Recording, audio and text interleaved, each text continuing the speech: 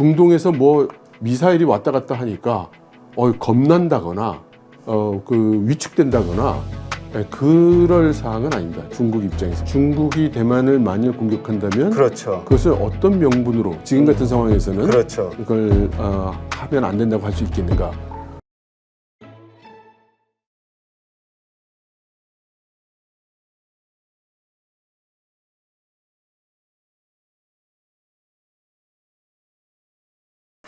네, 오늘 모신 분은 차이나테크의 역습 책의 저자시죠. 이철 박사님이십니다. 안녕하세요. 안녕하세요.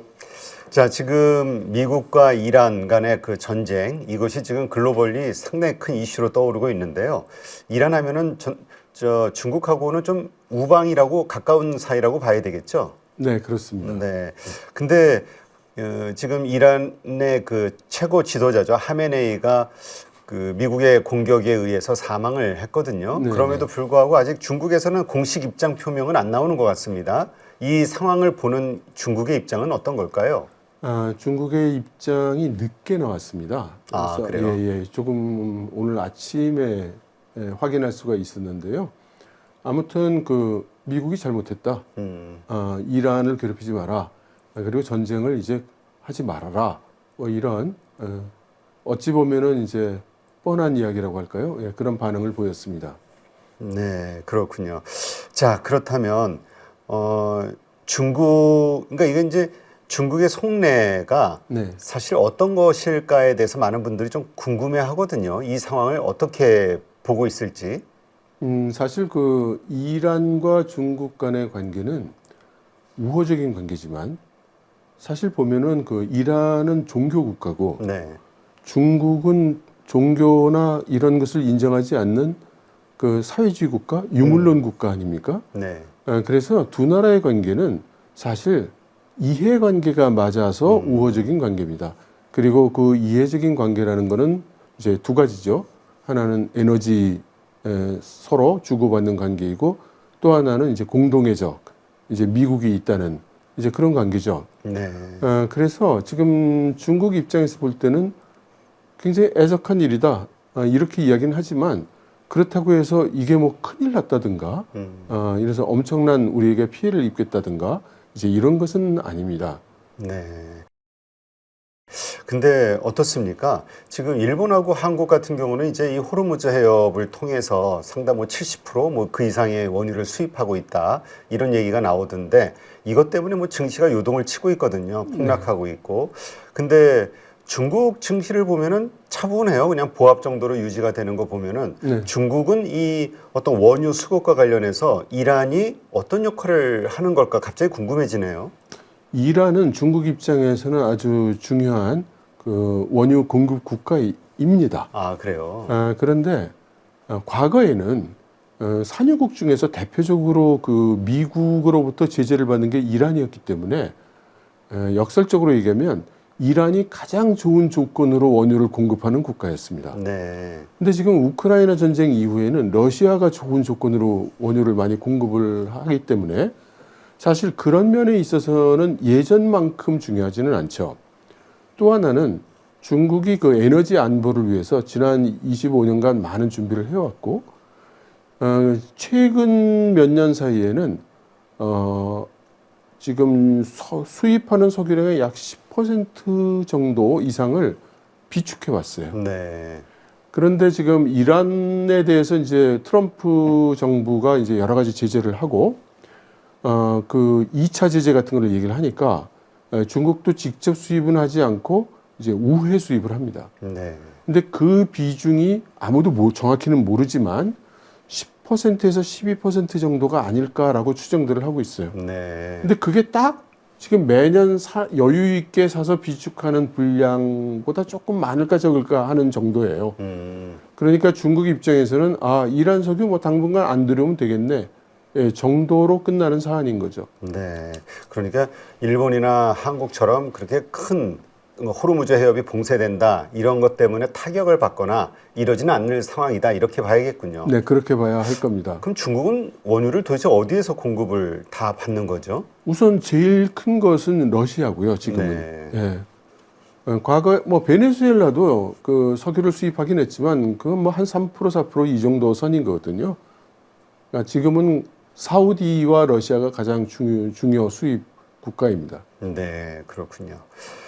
중동 지역에서 사실 중국이 영향력을 계속 키워가고 있었잖아요. 네, 특히나 네. 이란을 좀 뒤에서 후원하는 그런 입장을 표현하면서 미국과도 좀 갈등이 좀 있었고 또 다른 나라들하고의 어떤 중재 관계도 좀 이뤘었고요. 사우디도 그때 중재했던 걸로 네, 네, 네. 기억이 되는데 근데 지금 이란이 이렇게 그 정권이 바뀌거나 하게 됐을 때는 그 영향력이 어떻게 되는 걸까? 사라지게 되는 상황이 오면 또 이것도 중국 입장에선 상당히 좀 달갑지 않을 텐데요. 중국이요. 예를 들어 이란과 친하다. 그럼 이란과 관계가 나쁜 나라하고는 관계가 안 좋으냐? 그런 것이 아닙니다. 네. 그러니까 중국 입장은 중동 국가 뭐 두루두루 잘 지내자 이런 거지. 특정 국가의 편을 들어서 이란은 우리 편이 훨씬 가깝고 뭐 예를 들어 사우디는 좀 멀고 이런 게 아닙니다. 사우디하고도 가까운 관계를 유지하려고 노력을 해오고 있는 것이고요. 그러니까 중동 국가와 중국과의 관계라는 것은 중국 입장에서는 많은 다수의 중동 국가가 원유를 공급하는 국가이고 또 중동 국가 입장에서는 중국이 많은 좀 열악한 조건 하에서도 여러 가지 제품을 공급하고 또 해당 국가의 여러 가지 그 국가 프로젝트들이 있어요. 네. 이게 그 사실 좀 무리한 프로젝트들이 많습니다.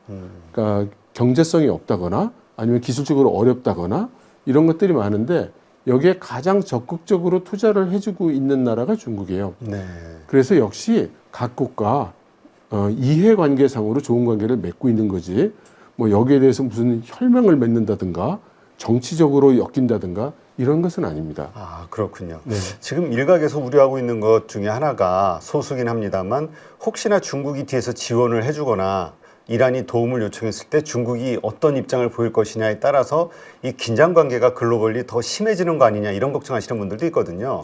이제 그렇게 생각하시는 분들은 아마도 중국이 미국과 패권을 경쟁한다라는 시각에서 보아가지고 그래서 그 미국의 영향력이 줄어드는 공백이 생기면 중국이 어떻게 아니면 이런 사건이 생기면 중국이 어떻게 이제 이렇게 생각하시는 것이 아닌가 그런 생각을 합니다. 근데 중국은요, 말씀드린 대로 중동 지역에 가서 특별히 자국의 전략에 의해서 뭘 할 만한 일은 없어요. 네. 예, 그냥 경제 협력, 상호 간의 이해관계 그 이상은 없다고 보면 됩니다. 아, 그렇군요. 뭐 특별히 그 패권 뭐 이런 차원에서의 그 핵심 우방이라 생각해서 뭔가 네. 특별하게 지원을 하거나 네. 관여하거나 이러진 않을 것이다. 네, 그리고 실제로 만일에 패권과 관계돼서 영향력을 투사하려면 지금 같은 상황에서는 상당한 정도로 이제 군사력을 투사할 수 있든지 아니면 전략 물자를 공급하든지 미국의 반대나 제재에도 불구하고 자국이 경제적인 손실을 입는 걸 각오하고 무엇을 할 수 있어야 되는데 중국은 일단 군사력으로는 중동까지 투사할 실력이 안 되고요. 네. 경제적으로도 그렇게 굳이 할 이유가 없는 거죠. 네, 그렇군요. 자, 그렇다면 이번에 사실 미국의 전격적인 이란 공격 그리고 하메이니를 포함한 그 최고 지도자들의 어떤 그 폭사, 집단 그 사망 이런 것들을 보면서 아, 미국의 군사력이 정말 강하구나 이런 생각도 한편 들기도 했고 아, 이제 이해관계에 따라서 정말 그 뭐라 그럴까요? 거침없이 다른 나라를 공격할 수 있는 하나의 또 선례가 되는 거구나 이런 생각이 좀 들더라고요. 그러면서 자연스럽게 중국도 지금 공언하고 있는 게 대만 네, 문제잖아요. 네. 이런 일이 벌어졌을 때 어떤 명분으로 네. 저지할 수 있을까 뭐 이런 생각도 좀 들던데요. 그 말씀은 중국이 대만을 만일 공격한다면 그렇죠. 그것을 어떤 명분으로 지금 같은 상황에서는 그렇죠. 이걸 하면 안 된다고 할 수 있겠는가?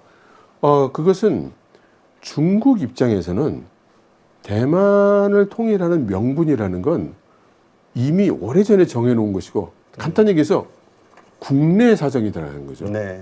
그러니까 타국이 관여할 일이 아니라는 거죠. 그러니까 명분은 일관되게 그걸 이야기하고 있는 거고요. 감행하지 못했던 이유는 그것도 역시 마찬가지로 실질적으로 미국이 개입할 것이기 때문에 그 상황을 고려해서 못한 것이죠. 네. 그래서 이것이 명분의 문제는 아닐 겁니다. 아, 미국이라든가 네. 뭐 우리 그 서방 세계에서 네. 어떻게 그 하지 말라고 막을 수 있을 것이냐. 이쪽의 명분. 그것은 역시 실질적으로 국익이 걸려 있기 때문에 반대를 하거나 관여를 할 것이고, 명분은 그때그때 상황에 맞춰서 또 얼마든지 만들어낼 수 있는 거죠. 그렇다면 그냥 그때 이해관계, 역시 예. 이해관계로 움직이는 이제 국제 정세가 펼쳐질 수밖에 없다. 네, 네, 이렇게 봐야겠군요. 네, 네. 자, 지금 미국과 이란이 전쟁하고 그 이후에 바로 그 미국과 중국의 정상회담이 지금 예정돼 있죠. 네. 이게 언제죠? 이 지금 얘기로는 3월 말일, 그렇죠. 그래서 4월 초 이렇게 얘기돼 있습니다. 이러한 것들 때문에 중국에게 뭔가 중국 입장에서 뭔가 해야 된다라는 압박감이 좀 드는 거 아니냐, 뭐 이런 전략적인 부담감, 이런 의견들도 있는데 어떻게 보세요? 중국이 압박감을 느낄 이유는 별로 없을 것 같습니다. 아, 그래요? 왜냐하면은 지금 그 중국은 내부 사정은 지금 복잡합니다. 그런데 현재 미국과 중국의 협상 상황 자체는 현재 중국이 매우 유리하죠. 네. 트럼프 대통령이 중국에게 뭔가를 얻어내야 되는 입장인데 비해서 중국은 미국으로부터 특별히 뭘 얻어내려고 노력해야 되는 게 별로 없습니다. 네. 그래서 이 상황이 단지 중동에서 뭐 미사일이 왔다 갔다 하니까 겁난다거나 위축된다거나 그럴 사항은 아닙니다. 중국 입장에서 볼 때. 아, 그래요? 예. 아니, 베네수엘라에서도 마찬가지로 석유를 가져가고 있었고, 거기를 뭐 거점 혹은 그 우방 지역으로 네. 좋은 관계를 유지하면서 네. 남미 쪽에 대한 영향력도 키워가고 있었고, 또 이란을 통해서 중동에 대한 영향력과 또 에너지 문제도 수급하고 있었는데, 네.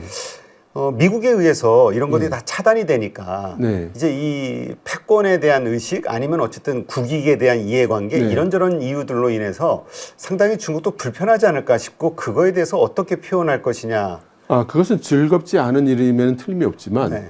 이미 예상됐던 일이고, 미국이 이런 식으로 나올 것이라는 것, 중국의 국력이 강해지고 통일에 대한 의지를 드러낼수록 미국이 그렇게 나올 것이라는 것은 이미 지난 중국 공산당의 여러 정책과 분석에서 이미 20몇 년 전부터 그렇게 기대하고 예상됐던 일입니다. 네. 그래서 놀라운 일이 전혀 아닌 거죠. 예상됐던 시나리오가 펼쳐질 뿐인 겁니다. 네, 그렇군요. 그렇다면 중국은 이제까지 뭐 위안화 문제도 요새 최근에 뭐 좀 강한 의지를 좀 표명했었잖아요. 네. 그러니까 중국의 어떤 이런 확장 전략은 그 의기소침, 그러니까 뭔가 주춤하거나 이런 게 아니라 이제까지 스탠스를 계속 이어져 갈 거라고 보시나요? 네, 그렇습니다. 그전에는 사실 브릭스라는 어떤 그 모임을 통해서 영향력을 확대했었잖아요. 영향력을 확대한다. 그 시각은 영향력이 원래 적었는데 네. 더 크게 만든다. 이런 뜻이잖아요. 그렇죠. 그런데 중국 입장에서 보면 미국이 중국을 압박하고 미국이 중국의 경제적인 이익을 가져가는 것을 압박하기 때문에 거기에 대한 방어 수단으로서 여러 가지 지역 경제를 강화하고 있는 것이지, 이게 뭐 기존에 있었던 미국의 이익을 누르고 미국을 압박하고 또는 서방을 압박해서 중국이 가져갈 파이의 몫을 늘리는 그런 목적이냐면 그건 아닌 겁니다. 네. 그래서 그거를 그렇게 볼 게 아니라 중국의 방어책으로 진행하고 있는 브릭스나 SCO나 이런 여러 가지로 해석을 하는 것이 맞을 것 같습니다. 그렇다면 그 브릭스 뭐 사실 신흥국 중심들로 네. 자원부국들로 이루어진 모임이라고도 볼 수 있는 이 네. 브릭스 이 연대 네. 이거는 계속 강력하게 미국과 러시아를 중심으로 해서 이어져 나갈 걸로 보시나요? 물론 중국 입장에서는 더 강화하기를 원하는 거지만, 우리가 브릭스라고 얘기를 할 때 실제 그 안에 주요 국가라고 할 수 있는 러시아라든가 인도라든가 브라질이라든가 남아프리카 공화국이라든가 이런 데들이 서로 이해관계가 서로 일치하는 건 아닙니다. 그래서 아주 느슨한 연합인 거지. 이것이 무슨 미국이나 EU에 대항해서 그래서 무슨 강력한 어떤 건 정책을 추구할 수 있는 이제 이런 것은 아니라고 봅니다. 아까 말씀드렸지만 이것을 수비한다는 그런 시각에서 평가를 하는 것이 더 사실에 가깝다고 생각을 합니다. 이러한 그 강대국들의 거침없는 그 자국의 이해관계에 따른 그 뭐라 그럴까요? 다른 나라에 대한 공격 이런 것들이 이제 이렇게 일어나는 현상들을 보면서 아무래도 이런 분쟁 이슈가 있는 국가들은 불안할 수밖에 없을 것 같은데 그러자면 이제 대만도 그럴 것 같아요. 대만의 라이칭더 정부 이제까지 이제 선제적으로 대미 관계를 상당히 좀 밀착하는 그런 모습들을 보여왔는데 이런 어떤 변화가 좀 나올까요? 이러한 상황들로 인해서? 그렇지는 않을 겁니다. 일단 라이칭더 정부의 입장에서 보면 선제적으로 미국과 가까워지는 그런 정책을 폈다기보다는 유일한 방법인 거죠. 그래서 뭐 선제구 후제구가 없습니다. 라이칭더의 입장은 처음부터 끝까지 일관되게 좀 통속적으로 표현을 한다면 지금 대만이 미국의 바지끄덩이를 붙잡고 늘어지는 것 외에 방법이 없죠. 그렇죠. 예, 자력으로는 뭐 해결될 수 있는 게 하나도 없으니까요. 그렇다면 대만 입장에서는 어쨌든 미국에게 의존하면서 스스로 어떤 중국의 어떤 대만 통일 뭐 혹은 그들의 입장에서 침략이 될 수도 있고요. 공격이 될 수도 있고 이 전쟁과 관련한 준비를 계속 차곡차곡 해나가는 수밖에 없다. 이렇게 봐야 될까요? 그렇습니다. 하지만 이제 그 현상과는 좀 차이가 있는데요. 그러니까 대만이 어떻게 노력한다 한들 중국이 만일 그 무력 공격을 해온다면 방어가 가능하냐라는 거에 대해서 아무도 그렇게 생각하지 않을 겁니다. 네. 그러면 미국이 만일에 입장을 바꾼다면 속절없이 당한다는 얘기가 되지 않습니까? 미국의 도움 없이는. 네. 그러면 그런 거를 국가 전략이라고 할 수 있는 거냐? 네. 그러니까 우리나라의 안보 전략은 미국한테 열심히 바지끄덩이를 붙잡고 매달려서 우리를 살려주세요라고 하는 게 우리나라의 안보 전략이다. 뭐 현실이 그럴 수는 있는데 그게 국가 지도자의 유일한 안보 정책이라면 부족함이 많죠. 그렇죠.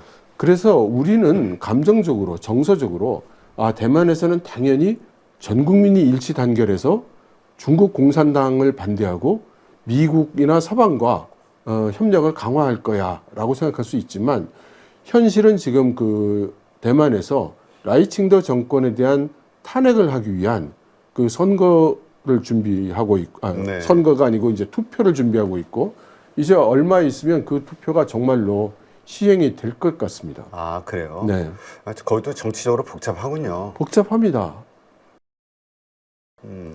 하여튼 이러한 상황들 어쨌건 분쟁 특히 이 강대국가의 어떤 분쟁 관계에 있는 국가들 입장에서는 앞으로 진짜 몸조심할 수밖에 없는 걱정할 수밖에 없는 상황들로 가는 것 같아요. 이 국제 정세가. 네, 그리고 원래부터 한 국가의 안보는 자기 자신이 방법을 생각하고 지켜나갈 수밖에 없는 거죠. 네.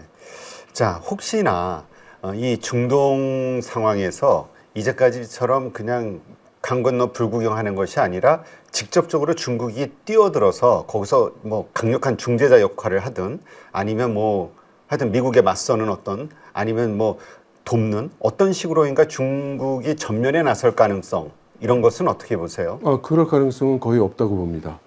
아까 말씀드렸다시피 실력이 없으면 말빨이 먹히지 않는 거고요. 네. 그럼 중국이 지금 중동 지역에 자기 군사력을 투사할 수 있는 능력이 없으니 무슨 말을 해도 그것이 어떤 임팩트를 갖고 상대에게 영향을 주기가 어렵죠. 네. 결국은 뭐 미국처럼 항공모함을 통해서 군사력을 보낼 수 있는 여건이 안 된다. 예. 이런 거군요. 네. 저는 늘상 말씀을 드리고 있는데요. 중국은 자신이 미국과 겨룰 수 있을 만한 실력이 있다고 생각을 안 해요. 네. 그리고 그것이 그 객관적인 평가이고요. 그러니까 중국의 목표는 조국 통일인 거지 미국과 패권을 겨루거나 미국과 싸워서 천하쟁패를 하겠다는 그런 것이 아니라는 거죠. 그건 비현실적이라는 거죠. 이번에 미국의 어떤 군사력 이런 걸 보면서 한 번 더 많이들 깜짝 놀랐을 것 같다는 생각이 들거든요. 이렇게 네, 네. 강한가? 그것은 중국 시각에서는 꼭 그렇지 않을 것 같습니다. 그래요? 예. 어떤 면으로요? 지금 미국의 군사적 운영을 보고 있으면, 예를 들어 지금 항공모함이 급배수, 좀 어떤 데서는 뭐 화장실이 터졌다 이런 식으로 표현하기도 하지만, 이제 그렇게 유지보수가 잘 안 되는 문제가 돌출되는 그것은 그만큼 군의 운영 방식이 지금 문제가 있다는 뜻으로 네. 보이는 것이고, 지금 그 중동 지역에서 이란에 대한 미국의 공격이 얼마나 지속될 수 있느냐. 다시 말해서 이란에 퍼붓을 수 있는 미사일이라든가 고가의 폭탄을 얼마나 가지고 있느냐. 이것 또한 여러 국가들이 카운팅을 하고 있는 상황이거든요. 네. 이게 만일 과거에 미국 같았으면 아무도 그런 짓을 하지 않았을 겁니다. 왜냐하면 후방에 그런 군사적 보급 체계라는 것이 문제가 없었기 때문에. 네. 근데 지금은 이제 그런 것이 다 의심받고 있죠. 네, 그렇군요. 그래서 정말 미국의 진짜 전쟁 수행 능력이 어느 정도 되는지에 대한 그 수치를 확인하려고 하는 거군요. 예, 그래서 홍콩의 아시아 타임즈 같은 데서는 아티클을 어떤 거를 냈냐면, 중국이 지금 미국이 이란에 퍼붓고 있는 미사일과 폭탄의 수를 세고 있다. 그래서 만일에 본인들이 판단하고 있는 어떤 일정 수준 이하로 미군의 보유 탄약량이 내려간다면, 그렇다면 그때 대만을 공격할 수 있는 가능성이 있다. 이렇게 얘기하고 있기도 합니다. 아, 그렇군요. 그러니까 미국이 의지가 있어도 할 수 있는 수행 능력이 전쟁 수행 능력이 부족하다. 무기 부족으로. 그럴 수 있다고 이렇게 생각하는 거죠. 예. 네, 그렇군요. 그런 관점도 있을 수 있겠네요. 예, 그러게 말입니다. 알겠습니다.